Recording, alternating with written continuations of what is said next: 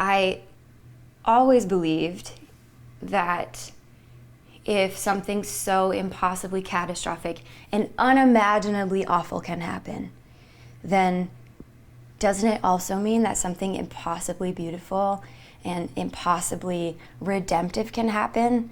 Like, the universe is infinite. Yeah, but that's hard for a brain to switch when somebody says, I'm sorry, you're going to die. Yeah, it is really hard, and it is a lot of work.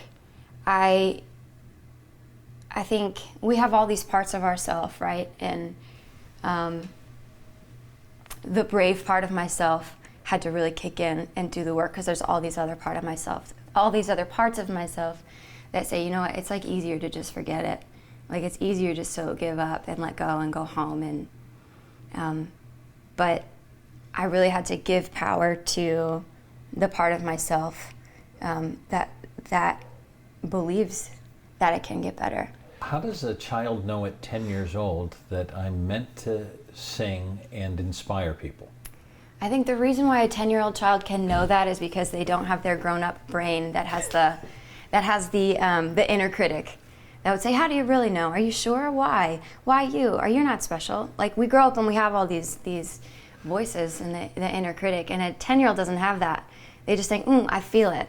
They don't need to explain it. They don't need a reason. Where do you fit in you got 6 siblings? 4 siblings. 4 siblings? Well, 4 of us total. Okay. And who are they, and where do you fit in on all of that? I am second of 4. You're 2 of 4? Yeah. Older brother, Mitch, 2 years older, okay. Me, younger brother, younger sister. Okay. And is there something in the family dynamic that this 10-year-old is brimming with confidence and full of mission? For sure, yeah. My parents both just raised us to believe that we could do and be anything, and not in a brainless way, but to say, if you want to do something, let me give you all the resources. You got to work harder than everyone else. So when I was about 11, I told my mom that I wanted to sing in this local Y City Idol contest. I was modeled after American Idol, and she signed me up for it. And then they gave me all the resources I needed. Of course, I did terribly in the competition. I was so nervous on stage, and I did not sing well at all. Rightfully, I did not continue. But then I took vocal lessons and learned how to be comfortable on stage and laid the groundwork for that. So did you say from that time, you go to 11, you fail, you do something else, I still want to be a singer? Did that re-cement, or was that a grit thing of going, all right, I'm going to go again? Mm-hmm. It was grit. It was grit. Did you start recording at any time, or where has this fallen? Because I remember the question from one of the judges who said, are you working at this time? And I think it was, do you sing for a living? Right. Where did you sing for a living ever? And never completely. Maybe that'll happen after this. But I started recording music when I was about 20, and it was about halfway through college, and some friend invited me to come record original songs in the studio for free. And I did that, and the community in the college town where I was at loved it. And that was kind of my little launching pad as an artist that wrote my own songs, played shows, and recorded. Where's the college town? Lynchburg, Virginia. Okay. I went to Liberty University. And so there was a Christian background with this for you. And sometimes certainly with Liberty, which is hardcore, am I going to be a Christian artist? What's in my mind at 20 years old when you begin this? I love this question.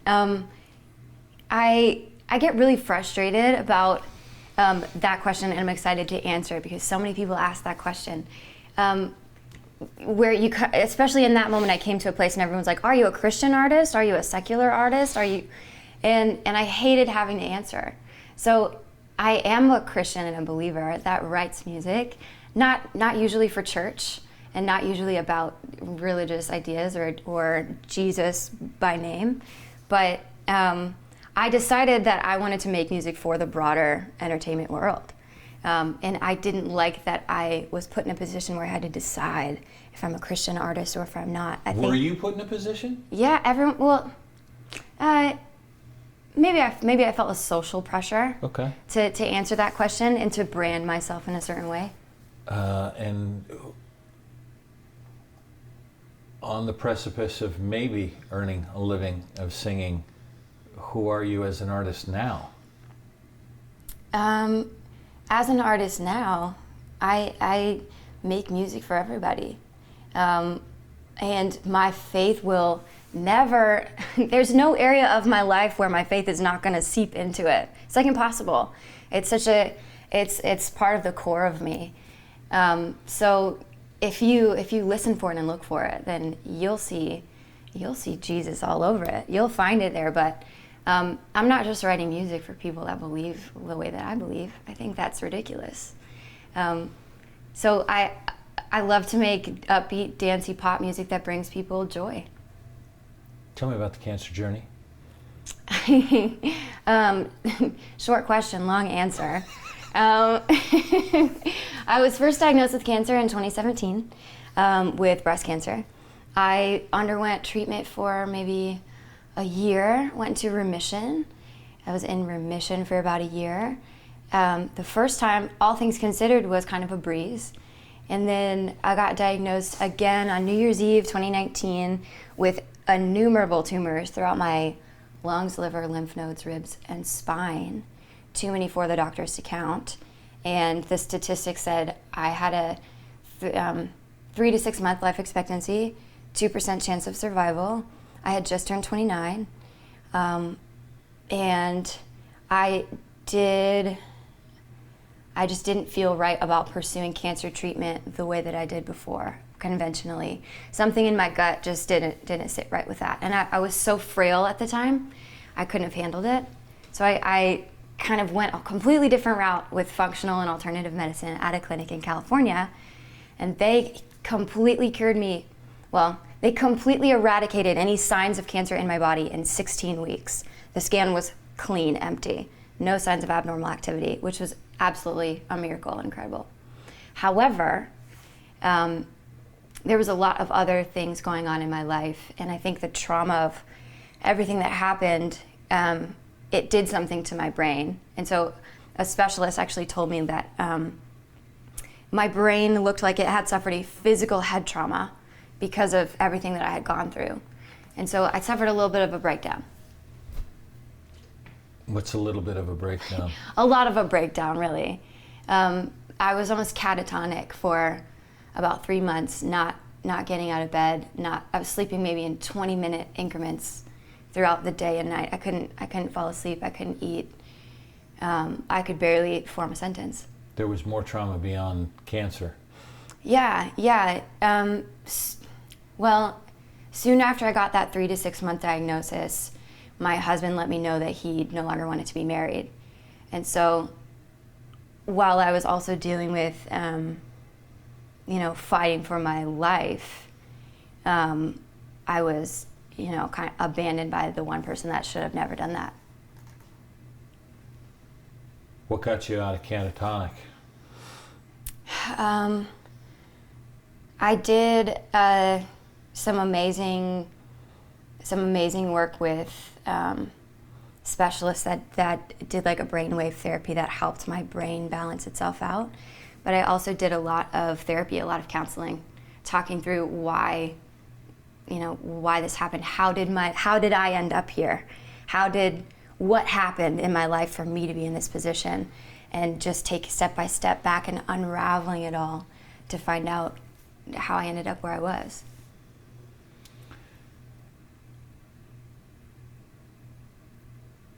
How long does it take for you to go, it's okay? Well, it's okay is something that I have been saying out loud to myself through the whole situation. This sounds like you kind of went back to that 10-year-old. You're right.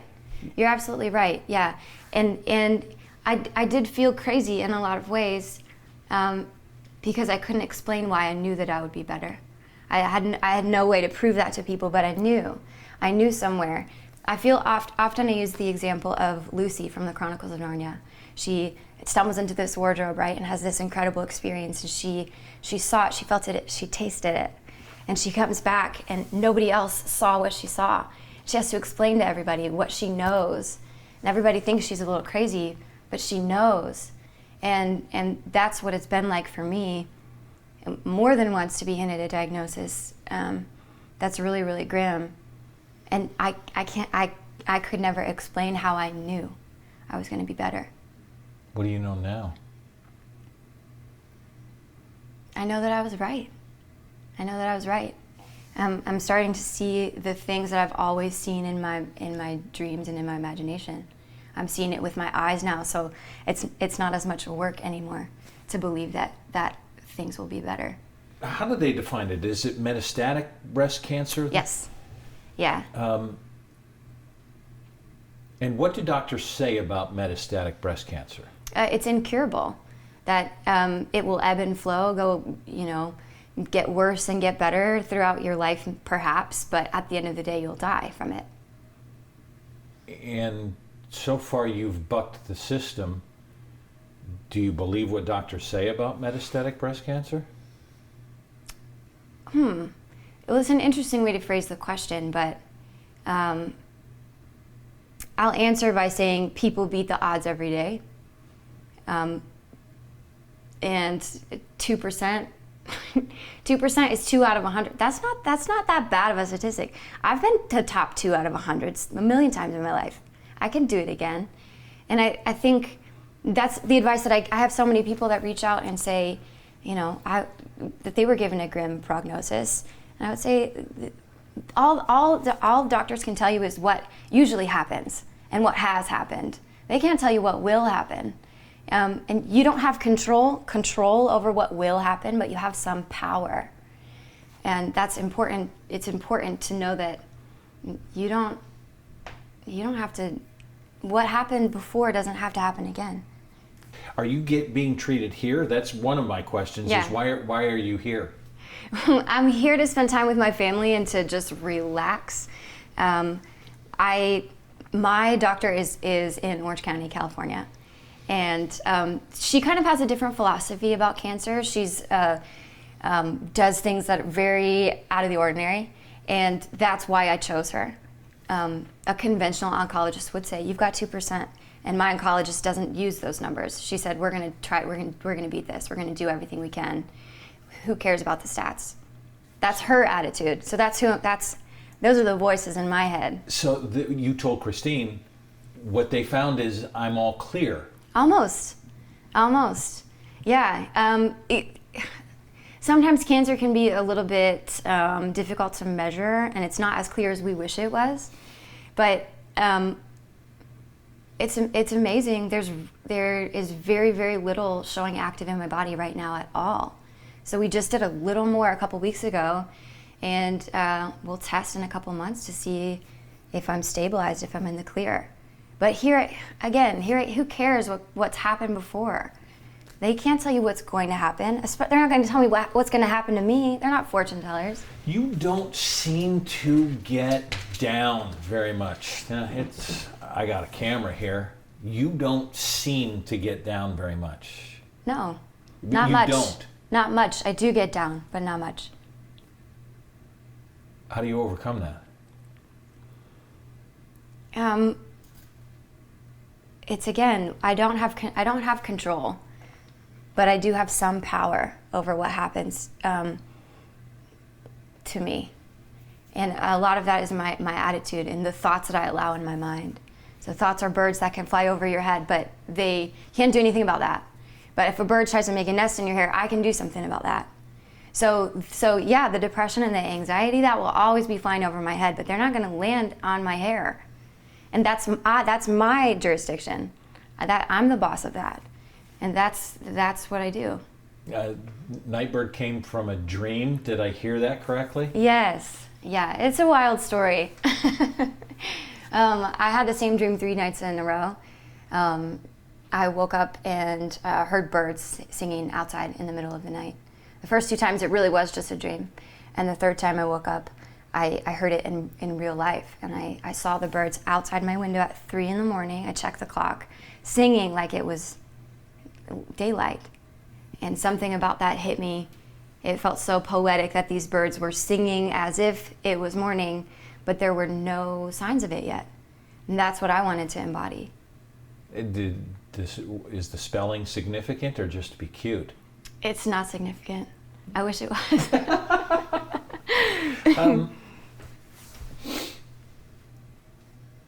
Are you Nightbirde? Are you Jane? Who are you? That's a good question. I like having a stage name because it gives me the opportunity to, I can't be on all the time, you know? And you seem to be on all the time. Now, I mean, Yeah. I've only had moments with you. I watched you on TV. Mm-hmm. I've been doing this a long time. I'm an old guy. You have something special.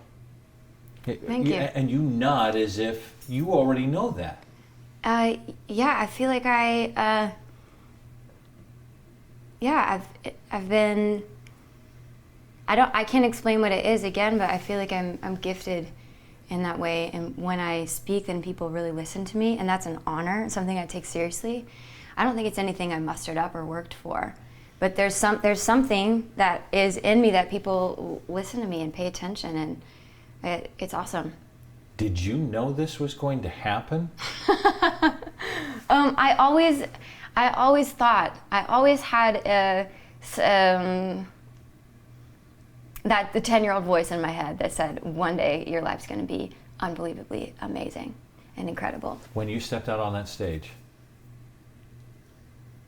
did you know something remarkable was going to happen? I didn't know. I thought maybe.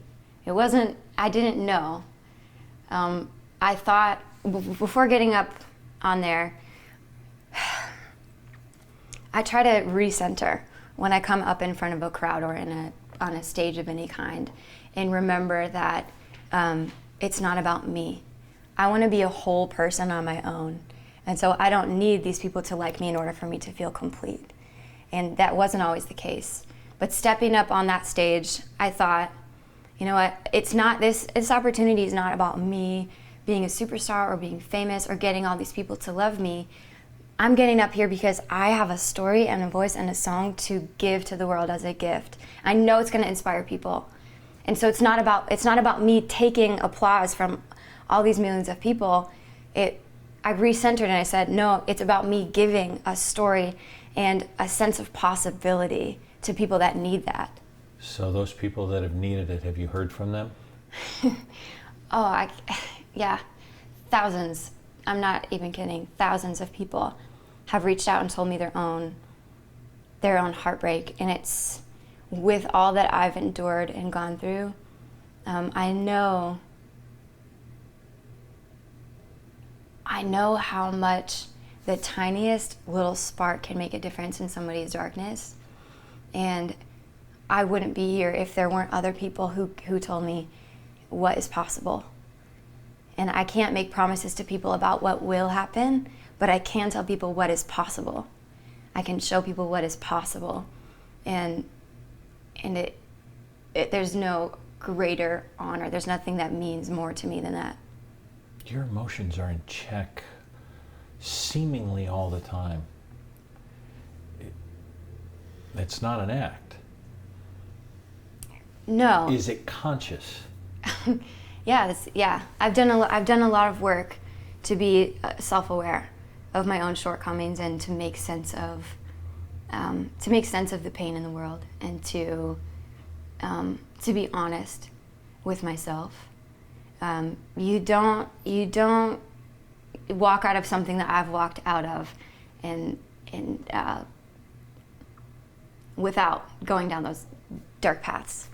So you can, when you suffer the way that I've suffered, I mean, you can lie to yourself and say that you're fine. You can like go down those dark roads and stay there because it's so tragic, or you can go down those dark roads and come back. And the third is the hardest, but it's never without reward. Do you sit and do you go to dark places and sit and cry and let this go? Have to. Daily? No, not anymore. Used to be. Yeah. Are you bitter? No, and that's the miracle part. My life is a miracle. I shouldn't be breathing, at all. And that's a miracle of itself. But I think the greater miracle is the fact I'm not bitter. I'm not angry. What are you? I'm grateful and I'm amazed and I'm thrilled. I understand that I'm not entitled to anything in this life. I'm not entitled to anything. And a lot of people say, they can't believe that so many bad things happen. I can't believe so many good things happen in the world. Like think about it. If somebody just sets the world in motion, everybody's selfish, right? And if you leave things on their own, things decay. It's called entropy. It's like a law of thermodynamics. And so that's the world that we live. That's the world we're born into, right? So bad things happen. It's It's amazing that good things happen. It's amazing that people can be altruistic. It's amazing that people can be selfless, and I have seen that in the universe and in people in a way that makes me so grateful and so amazed.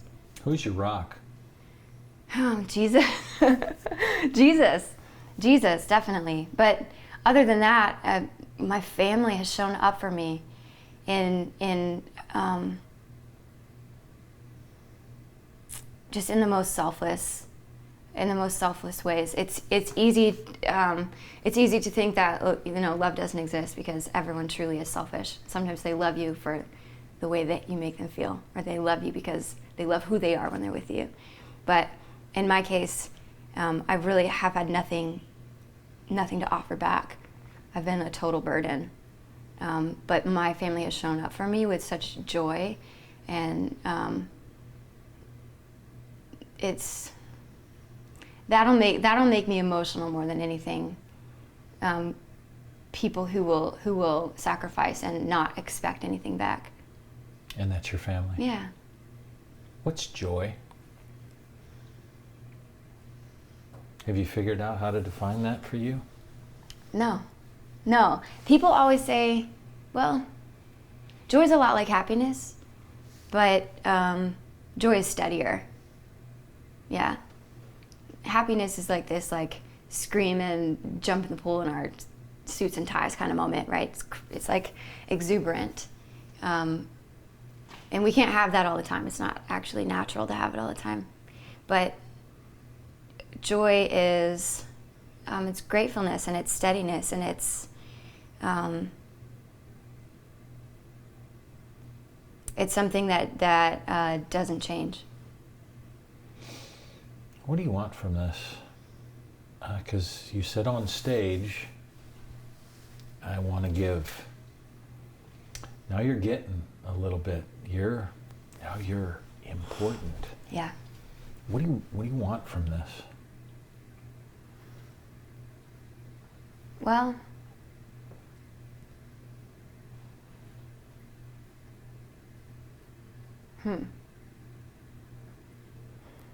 yeah, there's a million things that I want.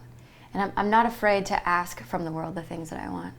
I want to tour, and I want to perform, and I want to put out music, and I want to sing for stadiums, and I want to do it all. I want to do all of it. And I'm prepared to do all of it. I feel like I have what it takes, but and I'm not afraid to ask for that from the world. But what I want has to stay secondary. Because if it becomes about me, then I think the spotlight can really burn me up. Yeah. If it's about wanting to be important and wanting to be somebody, an audience can never do that for you. A platform can never do that for you. So all of that stuff, and I hope I get it, I really do. All of that stuff's just icing on the cake. Because I've walked this road where it showed me what life is about and what's important. And I have it. Nobody can take that from me, period, ever. all this attention that I'm getting, which I love, by the way. Eat it up all day. Love being the center of attention. I will do party tricks for hours. That's just who I am. I love it. I love it. But it's all just a gift. It's all extra. Do you think about death? Yeah. Yeah, I'm not worried about it. I'm ready to die whenever it's time for me to die. But I think the reason why I was stressed out and really upset getting this news, because I knew it wasn't right. I knew it wasn't time.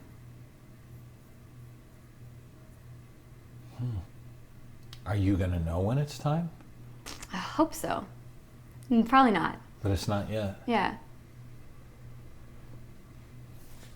I looked at some of the posts that you had when you were sick, and you had a long 4-minute talking about, I got cancer. That'll getcha. Yeah. That video.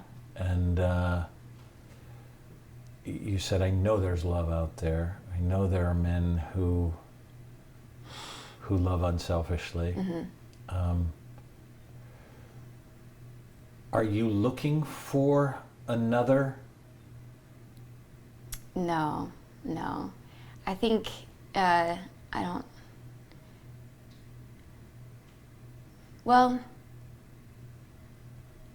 I think that in a lot of ways, what's broken in a relationship has to be mended in a relationship. And someone told me that at the beginning of all of this, when things fell apart in my marriage, and I was very closed off towards that, because I'm like, I will never, ever open myself up like that again. But the beautiful thing is the way my brothers showed up for me and proved all of these things wrong that I believed about all men, and loved me selflessly, dealt with all of my moods. I know you're talking to me on camera, so I know you think I'm on all the time, and in a sense, this is like so real. This is so me, but there were times when it was like, I don't want you to be close to me. I don't want you to be far away from me. I don't want you to talk to me. I don't want you to be quiet. I don't want you to. It was just like there was nothing. I was just so in such a rage, and such a panic about my life. I was really hard to be around, and my brothers just showed up for me so consistently and so caring to me, and it really selflessly. So it exists, and I'm open to it for sure. But I don't need no boyfriend. My guess is you're going to have a few suitors. Probably have already had some of them in the thousands who have reached out to you. I'll give them your number. You can talk to them. I'll pass. Are the tats significant in any way? And have they come at special times? Did you start this early? I don't know whether they're significant. Yeah, all of them are significant. They are? Yeah. All since cancer or before and? 2 before, 2 after. Okay. This one is probably the most significant. It's some music notes. This is a dotted double bar. Everything that you played in the piece will be repeated if you see that. Everything that I feel like I've been rescued from, and everything that all the miracles I've experienced. If I need them again, then they'll come back to me again. This is a quarter rest part in the music where there's no sound. There's moments in your life where it's silence, desert, but it's all part of the greater song, and so you need to lean into it. This is a 32nd note, one of the shortest notes you can write. A reminder that the note that I've been given to sing in this orchestra of life is short and insignificant, truly. But I want to sing it well. I got one note. I'm going to sing it well. So that's my deep tattoo. We got that when? Maybe 20. I must have been 23. Okay. So, previous, first diagnosed at what age? 26. Okay. So long before that. Mm-hmm. Yeah, I didn't know how much I would need these messages. So the messages are tremendously significant post. But somehow that 10-year-old girl decided on that tattoo at 23. Yeah. All right, what else? Absolutely. This is my 7 dots. There is a verse in the Bible that says, the righteous person falls 7 times and gets back up again. and 7 is like representative of like completeness or perfection. So it's like if you have failed completely in every single way, you're still going to get up again. That's that. This one is funny because I I got this tattoo soon after I was declared cancer-free the first time, and I was like high on life, and I clearly did not think it through, because this is the tattoo everyone sees the most, and it seems to be like extremely controversial, and it's also a long story. But when I was 12, I was the smallest kid at summer camp. We had this week-long game of capture the flag, and the boys' cabin, the big, mean, bully boys' cabin, had brought their flag into the cafeteria just to flaunt it, thinking nobody's going to take this from us. And when they weren't paying attention, the tiniest girl at camp, and also pretty timid at the time, snuck up behind this dude and ripped the flag out of his hands. And the guy he falls out of his chair on the ground, and I'm standing there holding the flag like the hero of the whole week, because I, the smallest girl at camp, took the flag from the bully and won the game. And that's what it felt like when you thought you'd beaten cancer. Yeah. I felt like I don't care about the odds. I don't care. I have this fighting spirit in me that sometimes is a little bit uncalculated, impulsive. And it's like that 10-year-old. It's just like, I just feel it and I'm going to do it. And it doesn't matter what the odds are, I'm going for it. So I got this tattoo in memory of that 12-year-old in me that doesn't care about the odds. All right. Yeah. And now it's become very controversial for everybody who sees it. Right? Yep. I got it middle of 2020, where everyone is ripping flags. Oh my goodness. My mother is not happy about this. And is that it? And I have this. I met my best friend in college right before I started making music, and she's been the most consistent person in my life who has believed in me every second of the way. And I got this just a week ago with her, just a little heart. Just a week ago? Yeah, it's brand new. And that's all. Wow. I could probably sit and talk to you for a long time, but I'm making it more difficult on myself to be able to to cut it down. To do what I share. We get tired of this? Is there a way that the girl who wants to be the center of attention and loves it, Yeah. can you get tired of this? It's hard to imagine. Really? Yeah. I'm high on life right now, but because I've thought about a moment like this my whole life, I've thought a lot about it, and deciding to actually pursue it. Like I said before, my parents didn't raise me to be brainless, so I have counted the cost of it. I understand what I'm signing up for to pursue a life like this. So, and I do understand that right now I'm having this amazing moment, and that's all it is. It's a moment, and I love it. I'm eating it up, but life is hard for everyone.